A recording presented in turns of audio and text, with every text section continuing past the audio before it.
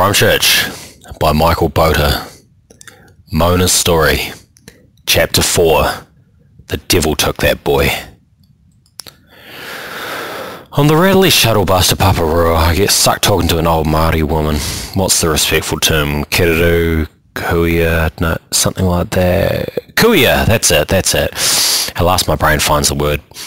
So this kuia, she's got like ESP or something. She can see my Māoriness through the pale foundation I'm painted in. I ask her what her son's in for, and she drops into a tale about how little Arama's father did everything right, and this Arama boy's decisions are his own. And her Arama was the middle child amongst the tamariki. He is supposed to be the sweet one, and she couldn't believe he turned to robbing old women in their homes. The devil took that boy, she decides at last. Yeah, right, lady, I want to tell her. More like boys see the devil walking past and invite him in for beers.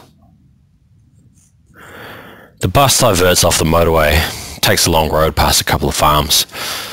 The road's unpaved and the bus slows, weaving around potholes, juddering. Around us are only barns, crops, brayers, corn. After turning twice and taking two long, straight stretches of road, we hit the first toll booth. It's a little opening in a big tall fence with curls of razor wire on the top. I try to put my brow against the headrest in front of me, try to open my Smiggle Dreamy book safe, unlock my code on a teeny tiny combination padlock that I spin from left to left again. My code is 0007, because I try to convince myself these sad missions to Paparua are like secret agent stuff, but don't tell. I stroke the pages. I sneak a whiff of some of Marty's limited edition Lynx deodorant that he sprayed on here. I find a page in my journal that's not yet got stickers or doodles on it, and I draw this unicorn to get my mind off jail stuff, steadying my hand against the bus's bumps. She's called Pegasus, my unicorn is, after Pegasus Bay, where I nearly hurled my journal into the ocean after that sucky visit with Dad. I nearly hurled myself too until he texted me to say that he'd chucked extra money into my account, and I knew I could buy a couple of extra weeks without Shayna Slattery smashing me. That psychopath. She's been putting so much pressure on me. Like she's been pushing over dominoes in every corner of my life. She's got me selling synth and weed and crack to people that I've never had to talk to, like Marty's little baby brother, for crying out loud. Except he's my age and he looks like Marty, and I need someone like that around me, and he's got that little spark of badass that I have to have in me, and I feel so seriously dirty dealing to him, but we have a little conversation. He's like a sample of his brother, plus it's him pestering me for product. God, maybe it's all my fault. I can't stick up for myself, so boys take what they want out of me. There's a broken heart sticker in my journal, and I stick it on my tick sheet beside Winnie's name, trying to flirt with his big brother's girl. Silly boy.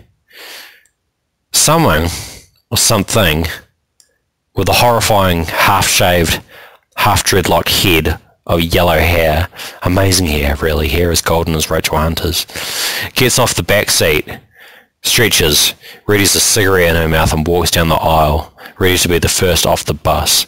"Sup, biatch," she says, pausing beside me. Holy fucking Jesus. I am going to have to pop a morphine pill. I cannot take the stress from this woman. Sup, Shayna, didn't see you back there. Straight away there's tension over my vulva. I feel like spears of pee are stabbing through me. I slam my journal's cover shut and hug it. "Girlfriend, doesn't matter if you see me or not," she goes, chewing, looking away all casual, "'cause I seen you." The only place you're allowed to see someone is the visiting garden. It's not too bad. Marty reckons the boys love it so much that they'll smack each other over just to get a day rake in the pebbles. The goldfish pond and the bamboo and the pagoda are supposed to calm everybody down and stop domestics happening. We need something like this at court. I reckon I could be the one to do it.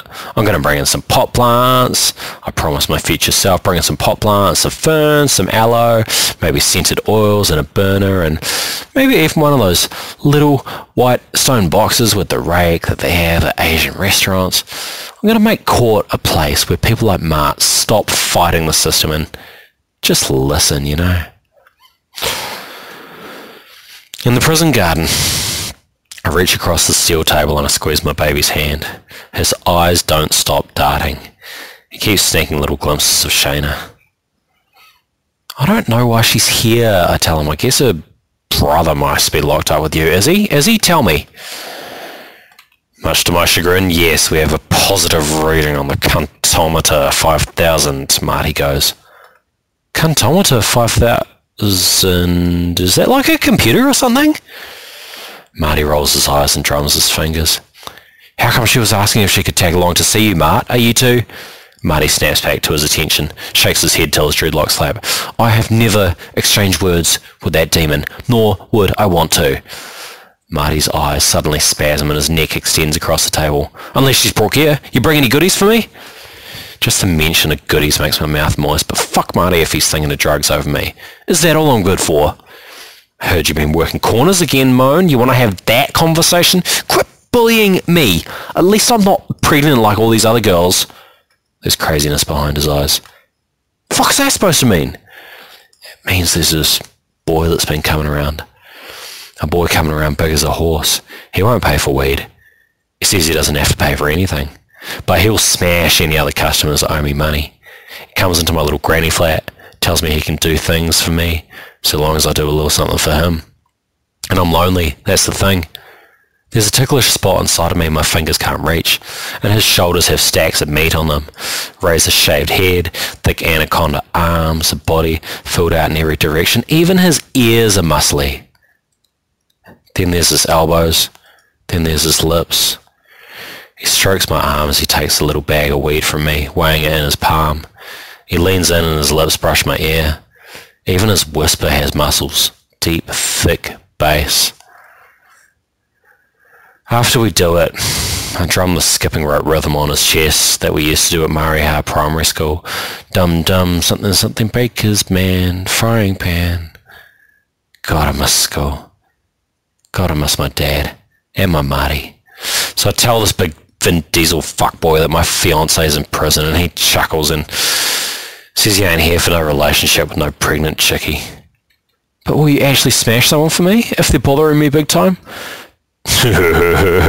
Don't you worry about no one. He rolls over and starts on me again. He's so heavy he squashes me against the wall and my ankles keep bopping me on the nose. Something in his brain cracks open and spills a sleepy grin across his face, and he comes a third time. Then he comes number 4, and then at lunch the next day. Earth to Mona, you with me? Marty. Across the table. Deep inside Christchurch men's prison. Yeah, technically I'm with you. Fuck's that supposed to mean? I'm barely with you, am I? 'Cause you got your ass in jail, Martin. His face becomes disgusted for a second. Then he rubs his temples, wipes his face till it's appreciative again. Look, anyway, Jade's sister, man. Jade's Slattery's sister. You have to shake her if she's in you. Just put that bitch onto someone else, Moan. Especially if she's not bringing me anything. Yeah, put her onto someone else. What, like put her onto Winston? You got no idea what your little bro's been getting up to. Mini Marty, they call the boy. Mini Mart for short. People have been talking about that little white troublemaker. He's got a streak of badness in him. It's always the boys that are no good at fistfights. They're the ones who'll reach for the bombs, reach for the guns. Marty's going to lose his shit if he hears what Minnie's been tinkering with. He'll probably hang himself. Then Minnie will blow up the prison or something. And if he hears I was stoned and dealing to his little brother, and I had to have a little comfort, and then I slipped up, had to have some warmth inside me, and sex is the best expression of love I've known since I was little, and he looked just like you, Marty. My weaving course, like Murray weaving, I made a whāriki, your dad would love me with all the Murray stuff, ha! Your dad would love me, he claims. I stand up. I'm kind of sick of Marty talking himself up. Honestly, Mart, my dad would say you could do a lot better. I called to the big, thick-chested South African guy to open the door. Screw this visit. Moan! He slides to me a drawing that he's done. It's decorated with rainbows and unicorns and a grumpy storm cloud. My favourites. He's done lettering that says, the darker the night, the brighter the stars. I fold the drawing up, and I head for the exit. I leave Marty behind, but Shayna follows me out.